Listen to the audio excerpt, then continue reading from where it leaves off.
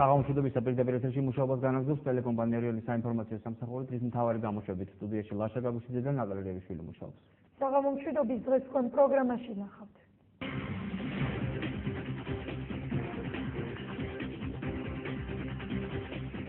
რუსეთისა და აფხაზეთის დე-ფაქტო რესპუბლიკას შორის მოკავშირეობისა და სტრატეგიული პარტნიორობის შესახებ შეთანხმება ხელმოწერილია რუსეთის მთავარ გამოსვლაში. მერიასა და საკრებულოში ატესტაციის შედეგად დაფიქსირებულ ვაკანტურ თანამდებობებზე კონკურსი გამოცხადდა. გამოცხადდა 48 ვაკანტურ ადგილას დამატებით კონკურსი, ეს განთავსდა HR გორჯიძე. მოქალაქემ დღეს დახმარებისთვის ტელერადიო კომპანია რიოს მომართა დეტალების რამდენიმე წუთში. ეს უკანი ჩემი ოჯახის მარჩენალი. უამისოთ მე ინვალიდიტაცია ვარ, რაც ფიზიკურად შრომა არ შემიძლია, არაფერი არ შემიძლია.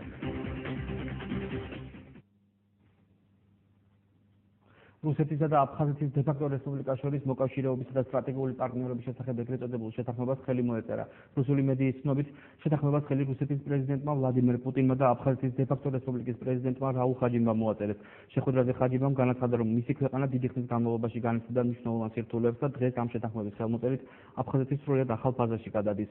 როგორც შეხვედრაზე ვლადიმერ პუტინმა აღნიშნა, შეთანხმების შემდეგ რუსეთი აფხაზეთისათვის ფინანსურ დახმარებას გააორმაგებს. შეთანხმება 10 წლის ვადის გაფორმდა მისი 5 წლიანი გახანგრძლივების პერსპექტივით. შეთანხმებაში მოკავშირეობისა და სტრატეგიული კავშირის შესახებ შემდეგი პრიორიტეტებია ასახული: კოორდინირებული საგარეო პოლიტიკის განხორციელება, საერთო თავდაცვისა და უსაფრთხოებისათვის სივრცის, ასევე საერთო სოციალური და ეკონომიკური სივრცის შექმნა და აფხაზეთის სოციალური და ეკონომიკური განვითარების დახმარება.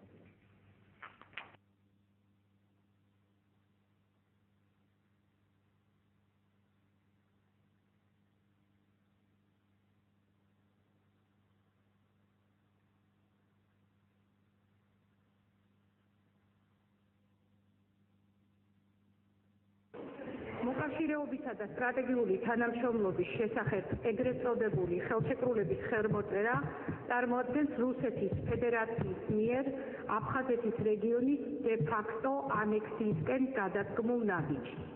საქართველოს მთავრობა გმობს ამ უკანონო ნაბიჯს და მოუწოდებს საერთაშორისო თანამეგობრობას სათანადო შეფასება მისცეს საქართველოს ტერიტორიული მთლიანობისა და საერთაშორისო სამართლის ფუნდამენტალური პრინციპების წინააღმდეგ მიმართულ ქმედებას. ეგრეთ წოდებული დოკუმენტი წარმოადგენს რუსეთის მიერ 2008 წლის 12 აგვისტოს ცეცხლის შეწყვეტის შესახებ ხელშეკრულების ნაკისრი ვალდებულების უხეშ შელახვას. მის ხელმოწერას ექნება ნეგატიური შედეგები საქართველოს ოკუპირებულ ტერიტორიებზე უსაფრთხოების მდგომარეობაზე, ისევე როგორც უფრო ფართოდ ევროპული უსაფრთხოების კონტექსტში. ამ ეგრეთ წოდებულ ხელშეკრულებას არავითარი სამართლებრივი საფუძველი არ გააჩნია და შესაბამისად მას არასდროს არ ცნობს საერთაშორისო თანამეგობრობა. მიუხედავად ამისა, ჩვენ მოუწოდებთ საერთაშორისო პარტნიორებს დაგმონ კიდევ ერთხელ ეს ქმედება. რუსეთსა და აფხაზეთს შორის ურთიერთობა საკმაოდ წარმატებით ვითარდება. გვაქვს კარგი ნორმატიული სამართლებრივი ბაზა.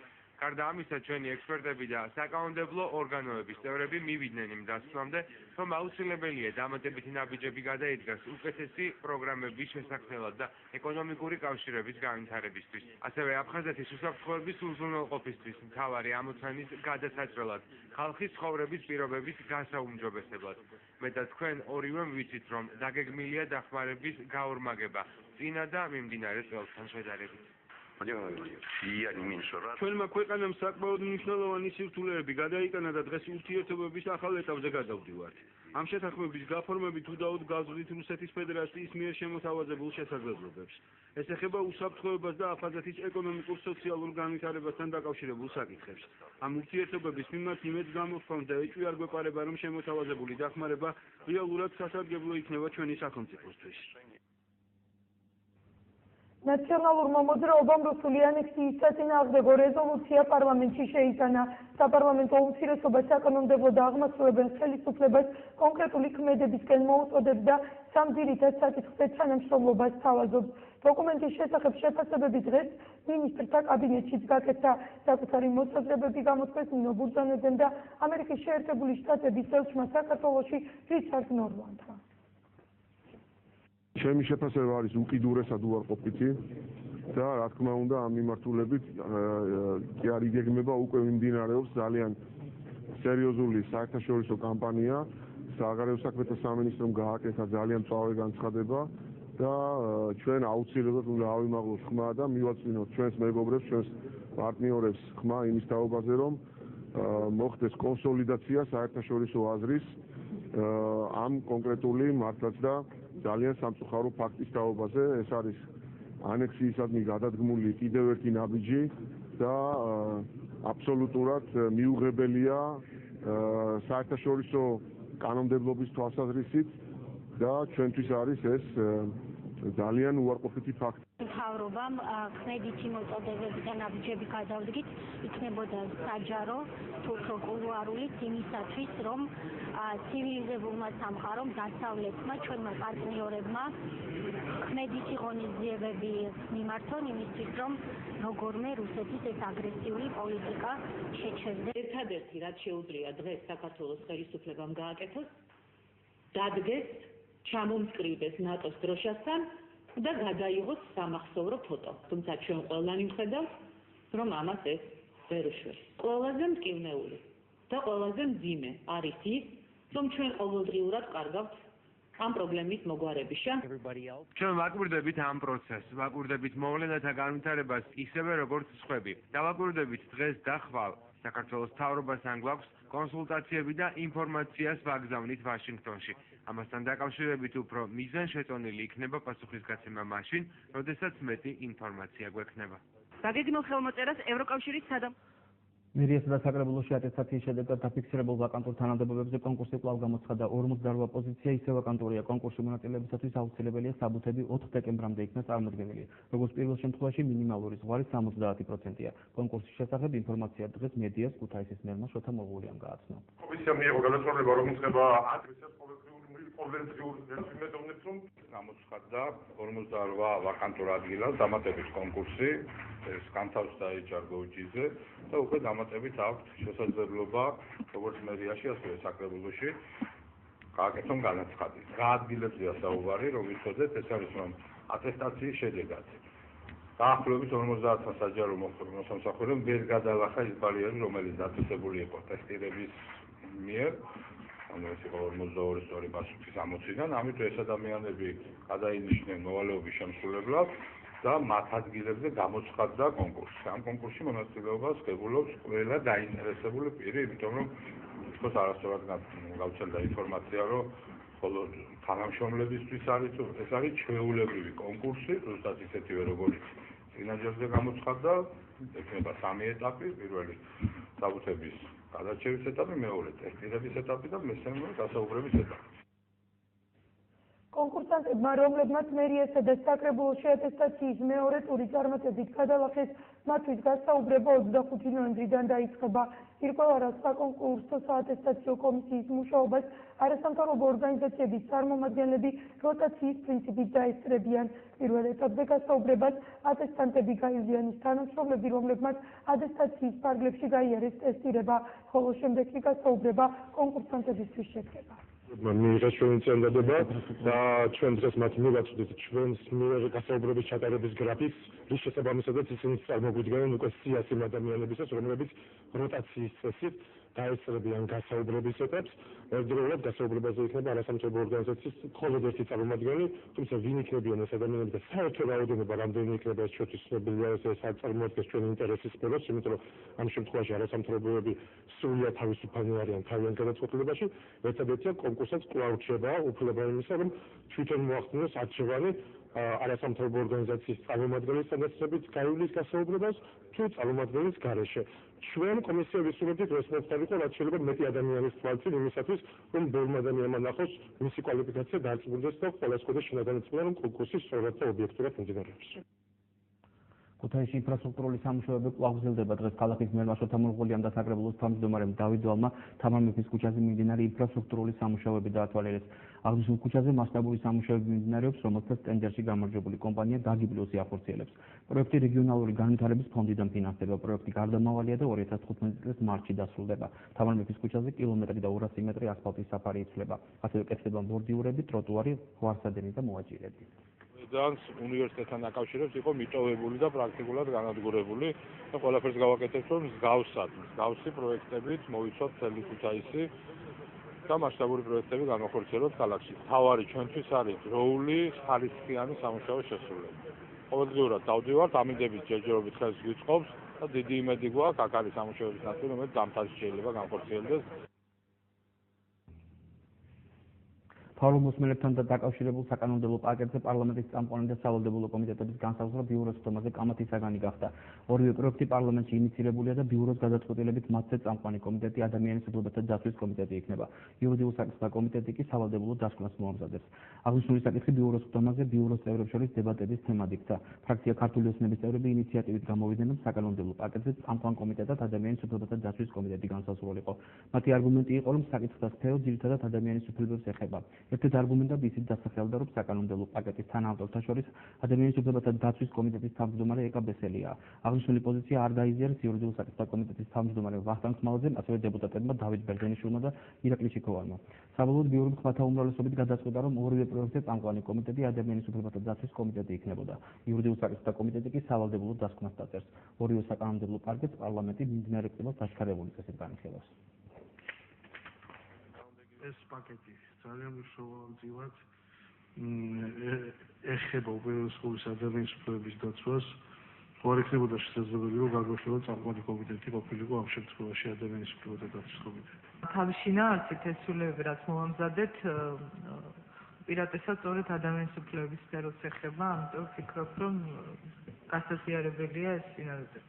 უფრო მიზანშეწონილი იქნებოდა, რომ წამყვან კომიტეტად კვლავ იურიდიულ საკითხთა კომიტეტი დარჩეს, რომლის წევრებიც ამაში ამ საკითხებში არიან საკმაოდ ღრმად გარკვეულები და ვინც ამ წელიწადნახევრის განმავლობაში მუშაობდა ამ საკითხებს.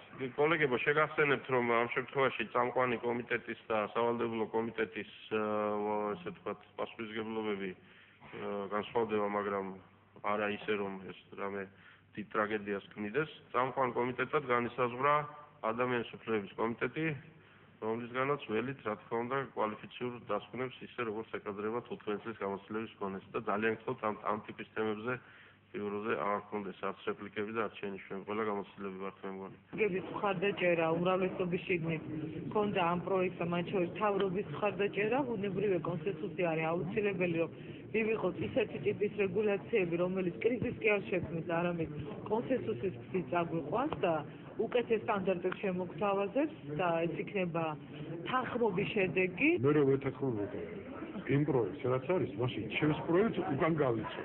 თეორიულად ყოველთვის არსებობს შეთანხმების შესაძლებლობა. პრაქტიკულად როგორ განხორციელდება ეს სხვა საკითხია. და ის რაც თეორიულად ადვილად შესაძლებელი ჩანს, ზოგჯერ პრაქტიკულად შეუძლებელი ხდება ხოლმე, სხვათა და სხვათა მიზეზთან. საპარლამენტო უმრავლესობის წევრი ქედევან ფოფხაძე ფარული მოსმენების დროს ელექტრონული კომპანიების მონაცემებზე ცდომის პროცედურებს განმარტავს. პროექტის თანახმად მათ შემდეგ, რაც პროკურორი ან მოსამართლე გადაუდებელი აუცილებლობიდან გამომდინარე პირადი საუბრების მოსმენის დადგენილებას მიიღებს, რომელიც შინაგან საქმეთა სამინისტროსა და პერსონალური მონაცემების დაცვის ინსპექტორს გადაეგზავნება კონკრეტული ნომრის სატელეფონო საუბრების მოსმენა შესაძლებელი მხოლოდ ინსპექტორის მიერ მოცემული გადამოწმების შემდეგ გახდება. როგორც ქედევან ფოფხაძე აცხადებს, ამ დროისთვის უცნობია თუ როგორი იქნება ფარული მოსმენების ტექნიკური მოწყობილობა.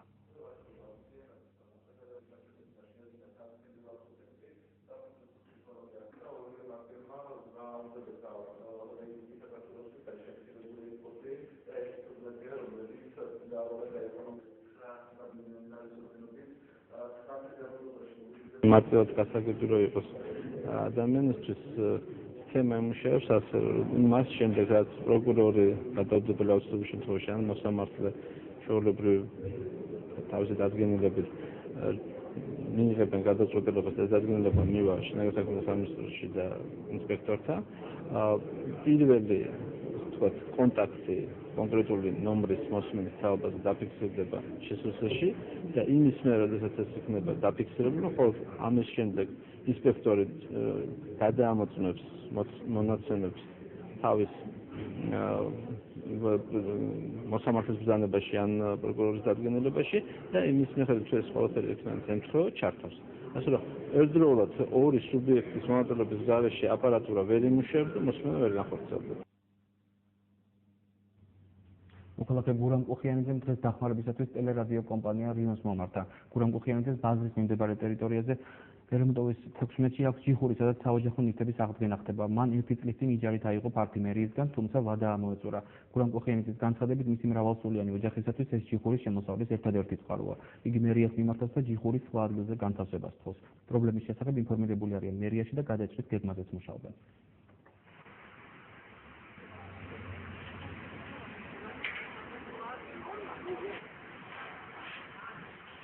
გავაკეთე იჯარით.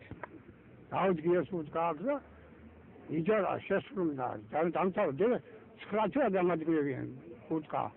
მე 9 თვე დამადგმებიან 3 თვე რომ მუშო. აქ დამჭირდა ელექტროობა, ყველაფერი ესენ გავაკეთე. ეს უძგა არის ჩემი ოჯახის მარჩენალი. უამისტოთ მე ინვალიდიკაცია რაც ფიზიკურად შრომა მე არ შემიძლია, არაფერი არ შემიძლია. აქვს პარტი რომელზეც ჩადეცხიდის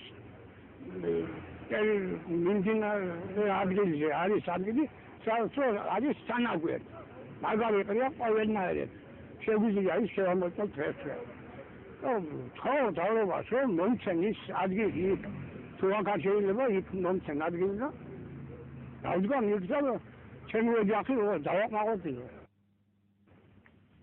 პროგრამას უცხოეთის სიახლეებით განვაგრძობთ. ჩვენ ყველაზე ძლიერები ვართ, რადგან მართალი ვართ. ამის შესახებ რუსეთის პრეზიდენტმა ვლადიმერ პუტინმა განაცხადა, როდესაც რუსი ადამიანი გრძნობს, რომ მართალია ის შეუჩერებელია და ამას გულწრფელად ვამბობ, აღნიშნა ვლადიმერ პუტინმა. რუსეთის პრეზიდენტის განცხადებით ყირიმის თაობაზე მიღებული გადაწყვეტილება სტრატეგიული იყო. ისივე თქმით, ყოველთვის იღებს ისეთ გადაწყვეტილებას, რომელსაც იცის, რომ სასურველი შედეგი მოჰყვება. ხარკოვის როსტოვის საავტომობილო გზის მონაკვეთი კომენდანტის საათია მოქმედდა. უკრაინული მედიის ცნობით შეზღუდვები იმოქმედებს იეზიუმიდან დებალცევოს მონაკვეთზე, თუმცა ამ დროისათვის უცნობია როდემდე გასტანს კომენდანტის საათი. არაოფიციალური ინფორმაციით ავტომობილების გადაადგილების დროებითი აკრძალვის მიზეზი დივერსიული ჯგუფების წინააღმდეგ ბრძოლაა, რომელსაც ბოლო პერიოდში აღნიშნულ რაიონში მოქმედებები გააქტიურეს. გასულ კვირას ხარკოვის ცენტრში რამდენიმე აფეთქება მოხდა. უკრაინული მედიის ცნობით აფეთქების შედეგად არავინ დაშავებულა. ამერიკის შეერთებული შტატების პრეზიდენტის ბარაკ ობამას განცხადებით, ჰილარი კლინტონი დიდებული პრეზიდენტი იქნებოდა თუ 2016 წლის საპრეზიდენტო არჩევნებში მონაწილეობას მიიღებდა. როგორც ბარაკ ობამამ აღნიშნა, ჰილარი კლინტონი მისი მეგობარია, თუმცა ქალბატონი კლინტონი ბევრ საკითხში არ ეთანხმება მას. ობამას განცხადებით, ამერიკის შეერთებული შტატების ღირსეული პრეზიდენტება დემოკრატების ბევრ კანდიდატს შეუძლია, თუმცა მან მხოლოდ ჰილარი კლინტონი გამოყო. ამერიკის შეერთებული შტატების ოჰაიოს შტატის ქალაქ კლივლენდში პოლიციის მიერ დაჭრილი 12 წლის ბავშვი გარდაიცვალა. BBC-ს ცნობით, პოლიციის ოფიცერმა ბიჭს, რომელსაც ხელში იარაღი ეჭირა, ორჯერ ესულა, თუმცა როგორც მოგვიანებით გახდა ცნობილი, იარაღი სათამაშო აღმოჩნდა. ადგილობრივი პოლიციის განცხადებით, პოლიციის განყოფილებაში მოქალაქემ დარეკა და განაცხადა, რომ ერთ-ერთ სათამაშო მოედანზე მყოფებს პატარა ბიჭი იარაღი დაშინებდა. პოლიციის თქმით, ბიჭი პოლიციის ბრძანებას არ დაემორჩილა, რის გამოც ოფიცერი იძულებული გახდა მისთვის ცეცხლი გაეხსნა. გარდაცვლილი ბიჭი 12 წლის ტიმერ რაისი აღმოჩნდა. გასულ წელს კალიფორნიაში პოლიციამ მოზარდი მოკლა, რადგან მას ხელში სათამაშო ავტომატი ეჭირა. პროგრამას ადგილობრივი ინფორმაციით განვაგრძობთ. პრესკონფერენცია უჩვეულო გარემოში გაერთიანებული დემოკრატიული მოძრაობის წევრი და საკრებულოს დეპუტატი ჟურნალისტებს შეხვდა.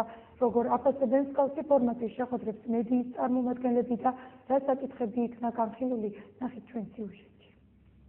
გაერთიანებული დემოკრატიული მოძრაობის ქუთაისის ორგანიზაციის ხელმძღვანელმა და საკრებულოს წევრმა დავით წიტაიშვილმა ჟურნალისტებთან შეხვედრა დღეს განსხვავებულ ფორმატში გამართა. ამჯერად საკრებულოს დეპუტატი მედია საშუალებების წარმომადგენლებს ქალაქში არსებულ პრობლემებზე და საკრებულოს მუშაობაზე თავად უსვამდა კითხვებს და ჟურნალისტებისგან ისმენდა პასუხებს. აი თქვენ მაგალითად თქვენ ხო ჩართულებისათვის ხანდახან ხედავთ წინა საკრებულოს მუშაობას და ამ საკრებულოს მუშაობას, თქო, განსხვავება ხედავთ საერთოდ საკრებულოსა და საკრებულოს მუშაობის შორის და ეს ნებისმიერ აი ჩვენთვის როგორც ხალხის მიერ რჩეული ადამიანების უფრო მეტად ჩართულობა და უფრო მეტად ქალაქის ინტერესებიდან გამომდინარე. როგორი გინდათ რომ იყოს ჩვენი ყოველდღიური გადაიმისა, რომ ჩვენ მართლა ჩართულები ვართ პროცესებში ყოველდღურად. Разумеется, მე როგორც რიგითი ჟურნალისტი და რიგითი მოქალაქე, წინა საკრებულოსა და ახალგაზრდა საკრებულოში განსხვავება ცოტა იმას, რომ მაჟორიტარი დეპუტატები, რომლებიც საკრებულოში არიან, მოსახლეობასთან არიან ძალიან ახლოს. და ძალიან მისაღებია. არ გამოყოფილად რომელიმე ამერო ესე არ მოხდეს, რომ აი ეს ახსენა რამე გაუგებრობა არ იყოს, მაგრამ აი ეს არის პირველი განსხვავება, რომელიც მე დავინახე. ძალიან ახლოსთან ეცნობიან თითოეულ მოსახლეობის პრობლემას, სისტემატურად არიან და ძალიან ბევრი მაჟორიტარის დეპუტატი დაეხმარა თავის სოციალურ მის უბანში მცხოვრებ სოციალურ მოსახლეობას. საკრებულოს წევრის დავით წიტაიშვილის მიერ გამართული პრესკონფერენცია საინტერესო იყო თავად ჟურნალისტებისთვისაც. 2007 წლიდან ვარ ჟურნალისტიკაში და მსგავსი პრეცედენტი, რომ პოლიტიკოსი მედიას ესე შეხვდა ფინჯან ჩაისთან, არის ნამდვილად პირველი, ეს სასიამოვნო ნოვაცია. მივესალმები მე ამ ფორმატს, იმიტომ რომ მედია უფრო მეტად გახსნილია პოლიტიკოსთან და პოლიტიკოსი მედიასთან. ანუ აქ ჩარჩო რაღაცა შაბლონური ჩარჩო ფაქტიურად არ არსებობს. რაც შეეხება კითხვა-პასუხს, ძალიან საინტერესო აღმოჩნდა, თუმცა ვერ გავიქეცით პოლიტიკას და ვისაუბრე ძალიან ბევრი პოლიტიკაზე. დავსვით კითხვები იმ კუთხით გაინტერესებდა როგორც საკრებულოს დეპუტატს და ასევე მანაც დაგვისვა კითხვები, ვფიქრობ, მსგავსი ფორმატის შეხვედრა ძალიან საინტერესო და მნიშვნელოვანი არის და იმედი გვაქვს, რომ საკრებულოს სხვა დეპუტატებიც ბატონ დავით მიბაძავენ. მსგავსი ფორმატი არის ძალიან მისასალმებელი, ეს არის სიახლე არის, მაგრამ ვფიქრობ, რომ მსგავსი შეხვედრები არის აუცილებელი, თუ კი ერთი მხრიდან არსებობს კითხვები, მეორე მხრიდანაც შეიძლება არსებობდეს კითხვები და ყველა კითხვას უნდა გაიცეს პასუხი და სასიამოვნო იქნება, თუ მსგავსი შეხვედრები კიდე გაგრძელდებოდა სხვა პარტიების მიბაძავებით. გაერთიანებული დემოკრატიული მოძრაობის ქუთაისის ორგანიზაციის ხელმძღვანელი საჯარო მოხელეების და პოლიტიკოსების მედიასთან აქტიურად და ღიად თანამშრომლობაზე საუბრობს. ჩვენ ვართ ხალხის მიერ არჩეული ადამიანები, რომლებიც აი ამ პერიოდის განმავლობაში, როცა საკრებულო ფუნქციონირებს, იქნებით ჩართული ქალაქის ცხოვრებაში, მის ინტერესებიდან გამომდინარე. ასე რომ რა ხარ, ჩვენ ვართ ქალაქის რჩეულები და თქვენ საზოგადოების ის ნაწილი ხართ, რომლებიც თქვენ თვითონაც არჩევნებზე მიდიხართ, თქვენ საათს დაფიქსირებთ და აი ამის მიღმა ძალიან მნიშვნელოვნად ხართ ჩართული ქალაქის პოლიტიკურ, ეკონომიურ, სოციალურ, კულტურულ ღონისძიებებში და თქვენ ერთი შეხედვით გიჭირავთ აი პულსი თქვათ რა ხდება და როგორ ხდება. არა, აქედან გამომდინარე თქვენ ზუსტად იმ საზოგადოების ნაწილი ხართ, ვის მიერაც ჩვენ ვართ არჩეულები. ასე რომ თუნდაც ის ორმხრივი შეკითხვები, პოლიტიკური შეკითხვები, რომელიც დღევანდელ პრესკონფერენციაზე დაისვა, ჩვენთვის და პოლიტიკოსებისათვისაც უნდა იყოს მნიშვნელოვანი, იმიტომ რომ ჩვენ არ ჩამორჩეთ მოვლენებს, არ მოუთუნდეთ. საკრებულოს წევრი დავით წიტაიშვილი ჟურნალისტებთან შეხვედრას მსგავს ფორმატში პერმანენტულად გეგმავს. ბავშვთა სოფელში ნომერ მე-8 საბავშვო ბიბლიოთეკისა და 33 საჯარო სკოლის მოსწავლეების მონაწილეობით პროექტის ფარგლებში ბავშვებისათვის ღონისძიება გაიმართა. ბავშვთა სოფლის აღსაზრდელებს 33 სკოლის მოსწავლეებმა მწერალ დავით კლდიაშვილის ცხოვრება, მოღვაწეობა და შემოქმედება ფოტომასალებისა და სლაიდების საშუალებით წარუდგინეს. ასევე მოეწყო სპექტაკლის წარმოდგენა დავით კლდიაშვილის პიესის მიხედვით დანის პლანის გასაჭი.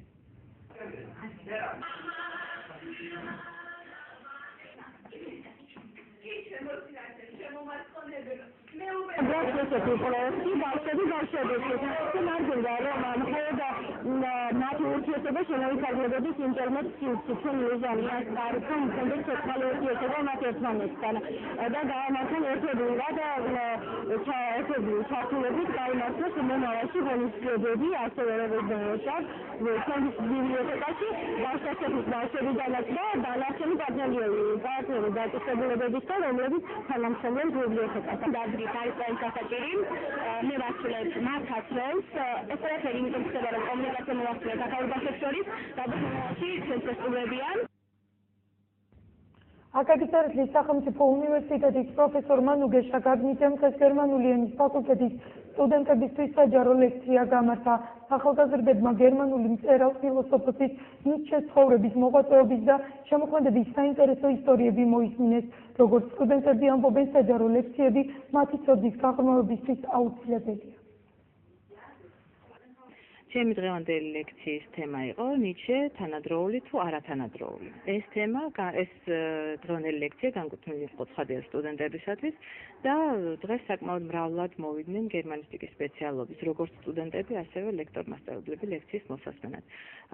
ის საკითხი, რომ დღეს მესაუბრა ნიჩეს შემოქმედებაზე, ეს იყო გარკვეულწილად დეპარტამენტის სურვილი და ეს იყო სტუდენტების სურვილიც, იმიტომ რომ სტუდენტები სწავლობენ ამ მწერალ ფილოსოფოს და სრულყოფილი და ფასეული ინფორმაციის მიწოდება მათთვის ამ საკითხთან დაკავშირებით ჩავთვალე, რომ აუცილებელი და საჭირო იყო. დღეს მოვისმინეთ ნიჩეს შემოქმედება, ზოგადად როგორ იყო ევროპაში და ძალიან საინტერესო იყო ეს, ზოგადად საინტერესო ეს როგორც სტუდენტური ცხოვრებისათვის, ასევე ჩვენთვის ძალიან ბევრი ამსგებლობს და ძალიან ბევრი ამის მომთემია ჩვენ სტუდენტებისთვის ასეთი საჯარო ლექციები.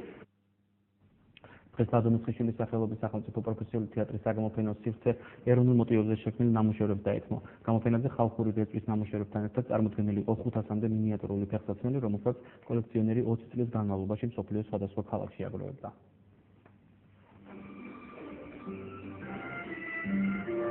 500-მდე ფეხსაცმელი ექსპონატია, მინიატურული ეს ფეხსაცმელები შეგროვილი მაქვს 20 წლის მანძილზე, დაყოფილია თემატურად, აქსესუარების გაყოფილება ცალკე არის, სპორტული, საოჯახო, სასწავლო და ასეთი სახით აქვს დაყოფილი ეს ყველაფერი.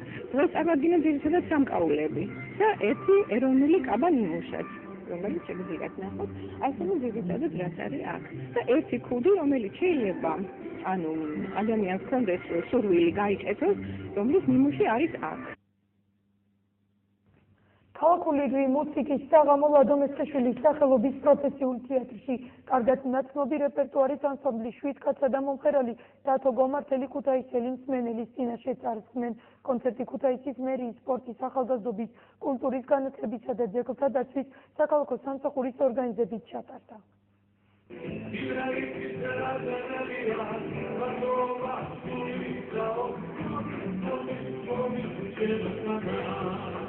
ჩემი საყვარელი ქალაქი, ჩემი საყვარელი ქუთაისლები, რომლებიც მე ძალიან მიყვარს და საოცარი შეიძლება ითქვას მსმენელი, რომელიც ნუარის ეწოდება, მაგრამ მარტო ქუთაისია, სხვაგან არსად არ არის, ვიცით ის კარგი სიმღერის ფასი, ისის შეფასება მომღერალი. ეს ძალიან საპასუხისმგებლოა, იმიტომ რომ წინა შაბათსაც ჩვენი სოლო კონცერტი იყო ასაფშეთ გადასოლა კონცერტი და ძალიან კარგად ჩაიარა და დღეს კიდე ჩვენ მეგობარ დათო გომართელთან ერთად შევასრულეთ რამდენიმე სიმღერა, ქალაქური სიმღერა ჩვენი რეპერტუარიდან დათოსთან ერთადაც.